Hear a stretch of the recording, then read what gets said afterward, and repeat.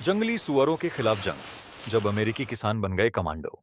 अक्टूबर की एक ठंडी सुबह, मक्के के मुरझाए खेतों के बीच, ओस से भीगी जमीन और सूखे पौधों के बीच बहती हवा के बीच, तीन आदमी बंदूकें थामे खड़े हैं, आंखों में कठोरता और चेहरे पर दृढ़ संकल्प।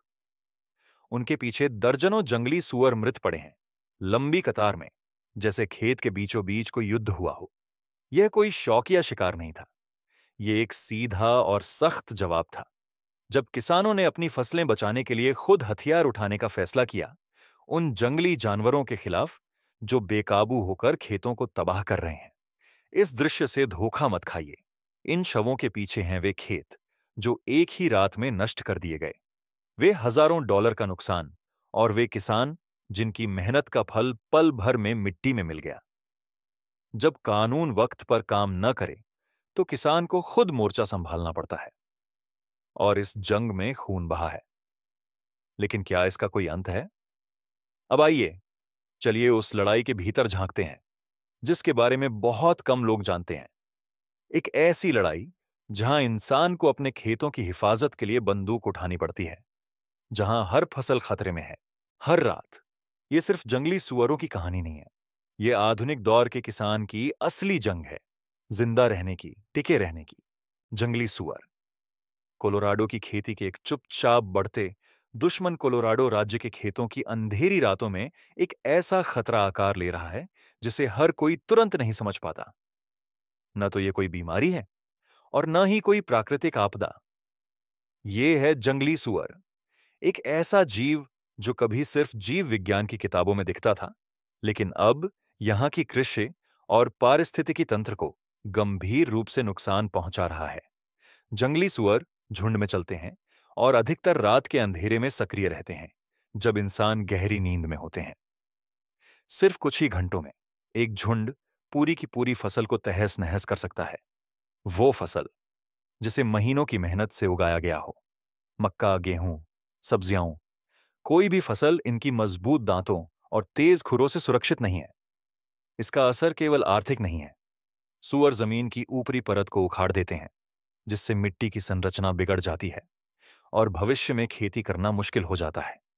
साथ ही ये स्थानीय जीव जंतुओं, जैसे जमीन पर रहने वाले पक्षियों, सरीसृपों और छोटे स्तनधारियों के लिए भी खतरा बन जाते हैं। जब जंगलों में खाने की कमी होती है तो ये इंसानी बस्तियों में भी घुस आते हैं, कूड़ेदान पलटते हैं, पालतू जानवरों पर हमला करते हैं, और अगर उन्हें खतरा महसूस हो तो इंसानों पर भी हमला कर सकते हैं। एक और गंभीर चुनौती है इनकी अद्भुत प्रजनन क्षमता। एक मादा सुअर एक बार में 6 तक बच्चे दे सकती है और साल में कई बार प्रजनन करती है, खासकर सर्दियों में, जब उन्हें अपने झुंड को गर्म रखने के लिए संख्या बढ़ाने की जरूरत होती है। यही कारण है कि अगर इंसान सक्रिय रूप से हस्तक्षेप न करे तो इनकी संख्या को नियंत्रित करना लगभग असंभव हो जाता है। अब यह सिर्फ एक मामूली परेशानी नहीं रहे, जंगली सुअर एक पारिस्थितिक दुश्मन बन चुके हैं।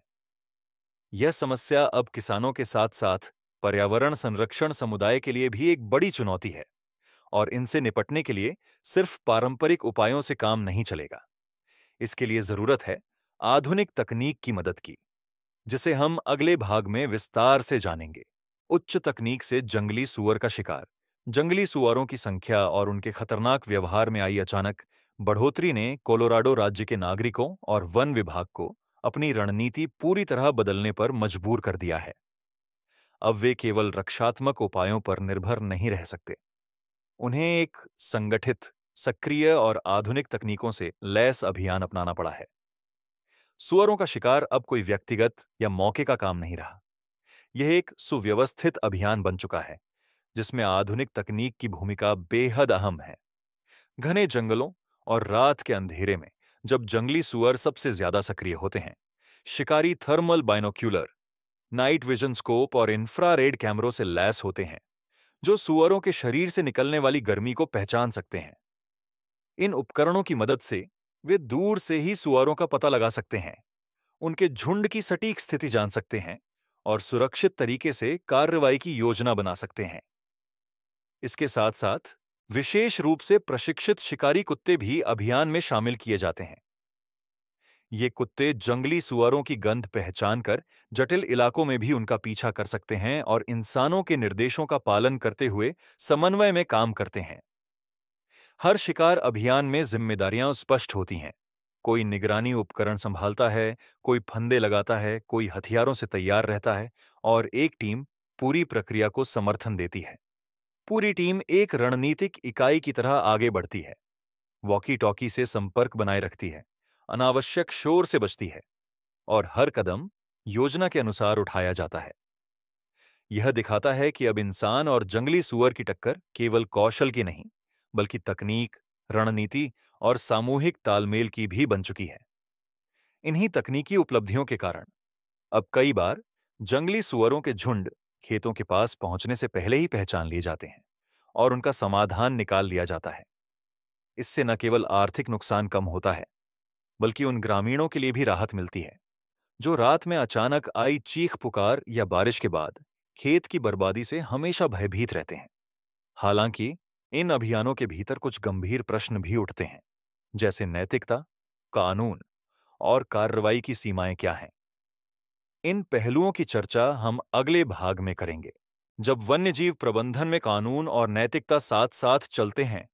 कोलोराडो में इंसान और जंगली सुअरों के बीच असमान संघर्ष में कानून और नैतिकता एक दूसरे के विरोधी नहीं है, बल्कि ये दो ऐसे स्तंभ हैं जो जैविक नियंत्रण की जरूरत और प्रकृति की रक्षा के मूल्यों के बीच संतुलन बनाए रखते हैं।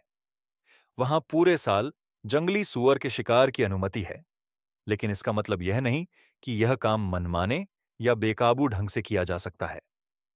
इसके उलट राज्य की कानूनी व्यवस्था इस पर बेहद सख्त और व्यवस्थित नियंत्रण रखती है, खासकर तब जब यह किसी हानिकारक आक्रामक प्रजाति जैसे कि जंगली सुअर से जुड़ा हो। जो कोई भी इस शिकार अभियान में शामिल होना चाहता है, उसे सख्त मापदंडों को पूरा करना होता है। शिकारियों के पास वैध अनुमति पत्र होना अनिवार्य है और उन्हें 3 से 6 महीने तक का प्रशिक्षण पूरा करना पड़ता है। इस प्रशिक्षण में उन्हें सिर्फ नाइट विजन स्कोप, स्वचालित फंदे या ट्रैकिंग डिवाइस जैसे औजार चलाना ही नहीं सिखाया जाता, बल्कि उनसे पारिस्थितिकी, वन्य जीवों के व्यवहार और सबसे अहम, प्रकृति में हस्तक्षेप के समय अपनाई जाने वाली नैतिक जिम्मेदारियों के बारे में भी गहन शिक्षा दी जाती है। यह केवल शिकार नहीं है, यह एक ऐसा अभियान है जो ज्ञान, कौशल और आत्मसंयम की मांग करता है। खास तौर पर जब बात मैकेनिकल ट्रैप्स यानी यांत्रिक फंदों की होती है, तो कानून यह अनिवार्य करता है कि उन्हें हर दिन जांचा जाए, ताकि अगर कोई गैर लक्षित प्राणी गलती से फंस जाए तो उसे तुरंत बचाया जा सके। यह नियम इंसान की प्रकृति के प्रति जिम्मेदारी को दर्शाता है। यह स्वीकार करता है कि हर जीवन की अहमियत है और उसका सम्मान किया जाना चाहिए, चाहे वह नियंत्रण के उद्देश्य से की जा रही कार्रवाई ही क्यों ना हो। इस तरह कोलोराडो में जंगली सुअर का शिकार केवल कृषि और पर्यावरण की रक्षा का उपाय नहीं है, बल्कि यह एक विकसित सोच का प्रतीक है। एक ऐसी सोच जहां वन्यजीव प्रबंधन में कानून नैतिकता से जुड़ा होता है और जहां इंसान प्रकृति के ऊपर नहीं, बल्कि उसके साथ रहते हुए हर क्रिया की जिम्मेदारी को समझते हुए आगे बढ़ता है। लोहे के फंदों से नियंत्रण, प्रभावशीलता और नैतिकता के बीच संतुलन उन्नत तकनीकों के साथ साथ जंगली सुअरों को नियंत्रित करने का एक पुराना लेकिन प्रभावी तरीका है। लोहे के फंदों का उपयोग, हालांकि आज ये फंदे पहले जैसे कठोर और अमानवीय नहीं रहे। आधुनिक जमाने में इन्हें बेहद सटीकता और सुरक्षा के साथ डिजाइन किया गया है, ताकि ये आज के मानवीय और तकनीकी मानकों पर खरे उतरें। ये विशेष फंदे उन जगहों पर लगाए जाते हैं जहां जंगली सुअरों की गतिविधि अधिक पाई जाती है, जैसे संकरे रास्ते, जमीन पर खुरों के निशान, उखड़ी हुई झाड़ियां या फिर प्राकृतिक खाद्य स्रोतों के आसपास। फंदा कहाँ लगाया जाए, इसका निर्णय अनुभव, गहरी पर्यावरणीय समझ और सुअरों की चाल ढाल के व्यवहार को पढ़ने की क्षमता पर निर्भर करता है। फंदा लगाने में चारे की भूमिका अहम होती है। आमतौर पर मक्का और गुड़ मिलाकर एक मिश्रण बनाया जाता है, जिसकी खुशबू सुअरों को आकर्षित करती है, लेकिन अन्य जानवरों को नहीं लुभाती। जैसे ही सुअर सक्रिय करने वाले हिस्से को छूता है, फंदा तुरंत बंद हो जाता है और जानवर को सुरक्षित रूप से सीमित क्षेत्र में रोक लेता है, जिससे उसे कोई गंभीर चोट न पहुंचे।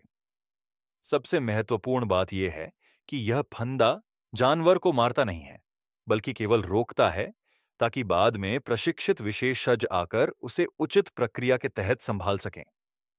लोहे के फंदों का उपयोग खासकर उन इलाकों में कारगर होता है जहां न तो बंदूक से काम लिया जा सकता है और न ही भारी वाहनों से पहुंचा जा सकता है। लेकिन इस विधि की सबसे बड़ी ताकत इसकी विचारधारा में है। ये फंदे केवल मानव हित में काम आने वाले औजार नहीं हैं, बल्कि वे इस बात का प्रतीक हैं कि इंसान पर्यावरण के प्रति जिम्मेदार व्यवहार करना चाहता है। ये एक तरह की स्वीकृति भी है कि प्रकृति पर हमारा अधिकार सीमित है और नियंत्रण करते समय भी हमें संवेदनशीलता और सम्मान के साथ काम करना चाहिए। यही वह सोच है जो दर्शाती है कि इंसान केवल विजेता नहीं, बल्कि प्रकृति का एक जिम्मेदार सहभागी भी है।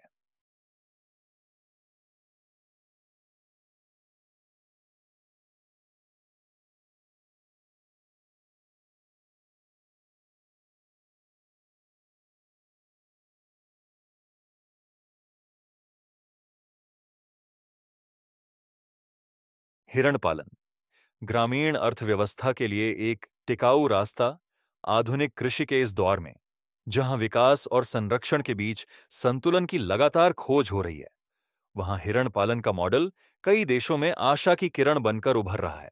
चाहे वह अमेरिका और कनाडा हो, न्यूजीलैंड या एशिया के देश।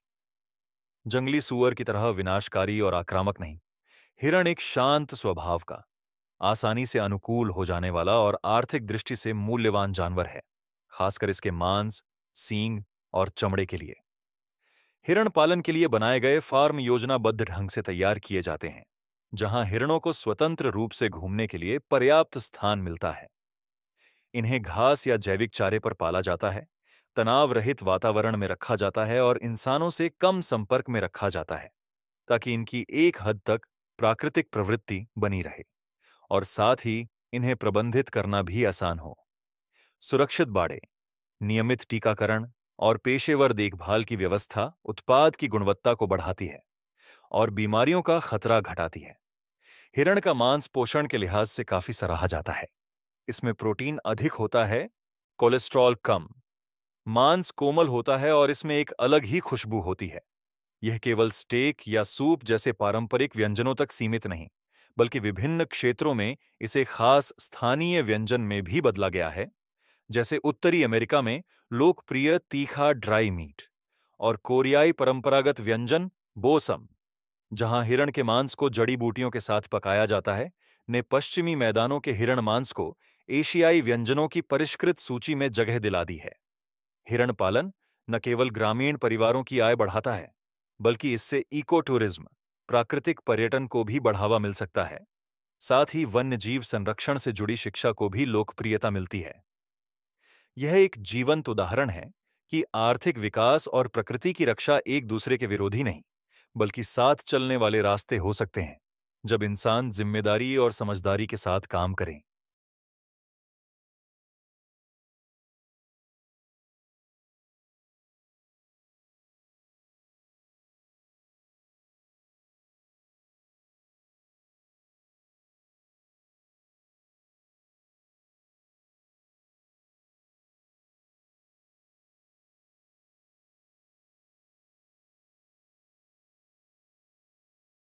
हिरण के सींग, जंगल से पारंपरिक चिकित्सा तक।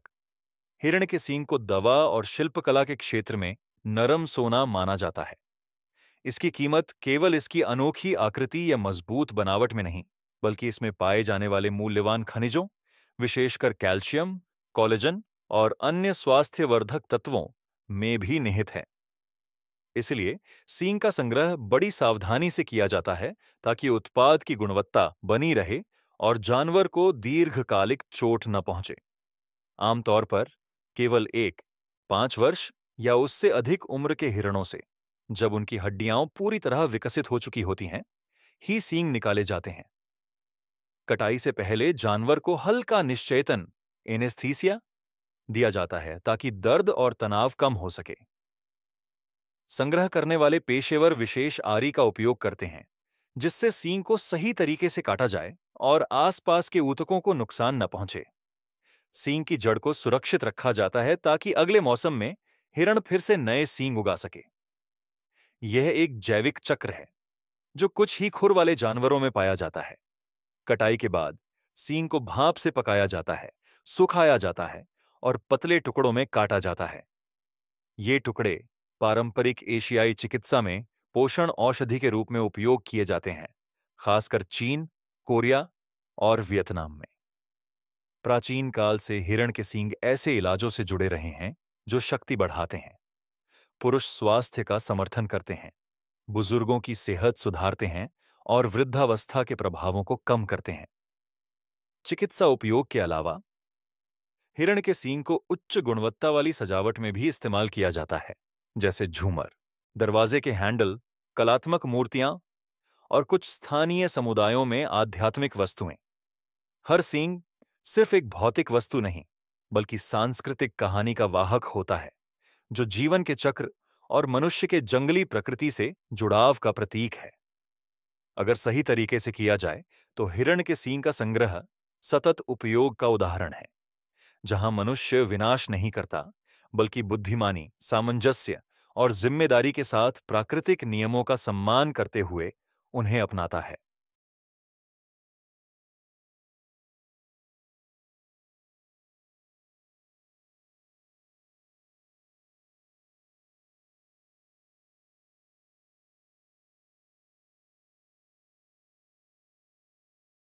जंगली सुअरों के साथ कठिन संघर्ष से लेकर हिरण पालन के उज्जवल मॉडल तक, कोलोराडो एक स्पष्ट सच्चाई दिखा रहा है।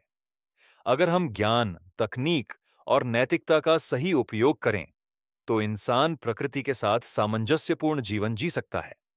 यह केवल कृषि या संरक्षण की कहानी नहीं है, बल्कि यह एक ऐसा सफर है जिसमें हम दोहराते हैं कि कैसे शोषण और संरक्षण, नियंत्रण और समझ के बीच संतुलन पाया जा सकता है। आप क्या सोचते हैं? मानव को प्रकृति को कितनी हद तक नियंत्रित करना चाहिए? कृपया अपने विचार साझा करें, या यदि आपने ऐसे किसी मॉडल का अनुभव किया है तो बताएं।